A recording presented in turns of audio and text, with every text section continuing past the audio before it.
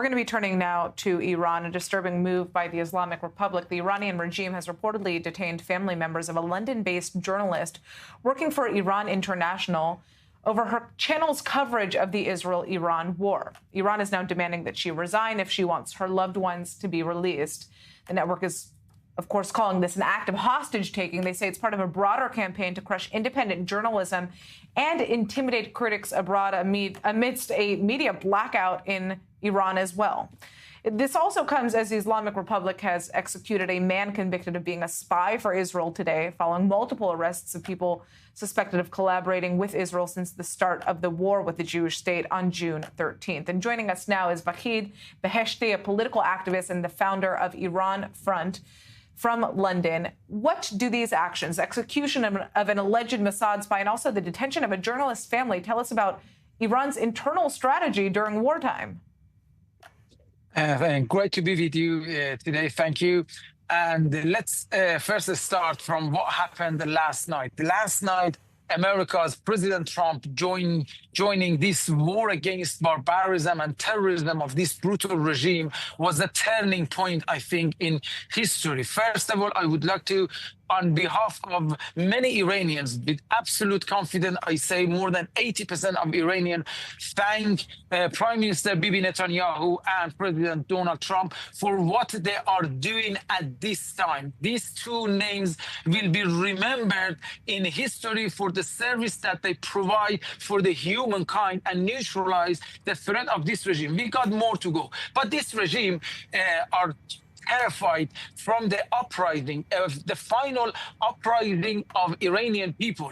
That's why you see all these activities. If you look at the streets, they are deployed their oppressive forces in the street. They set up armed checkpoints. That's why to monitor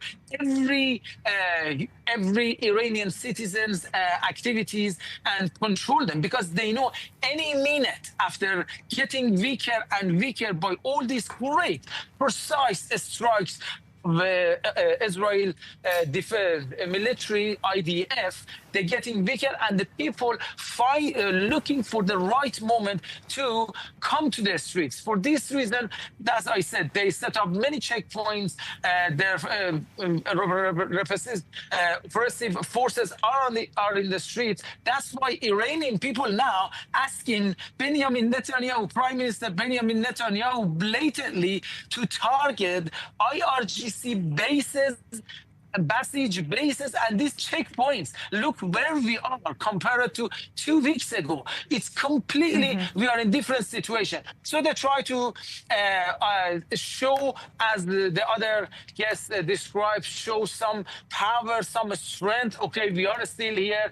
After all this humiliation, so they hung this innocent man with the label of being a spy of Israel, or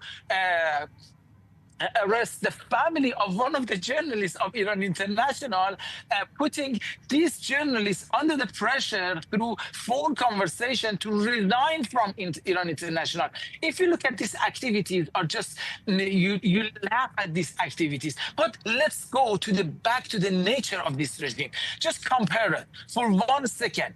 Look at the target of Israelis, IDF, precise, eliminate these murderers of Iranian people's children one by one. But these people target ordinary people in Tel Aviv, the citizens area, because they have nothing, and all they were propaganda.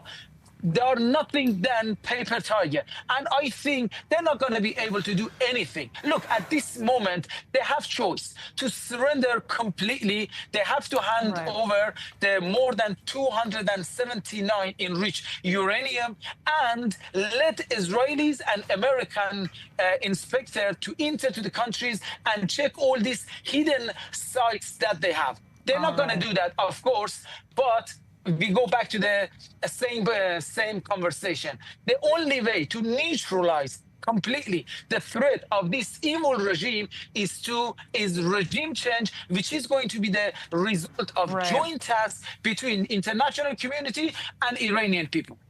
Well, obviously, the question is whether or not we are actually going to see a larger movement towards a regime change, but that is a topic that we're going to have to, unfortunately, speak about later on.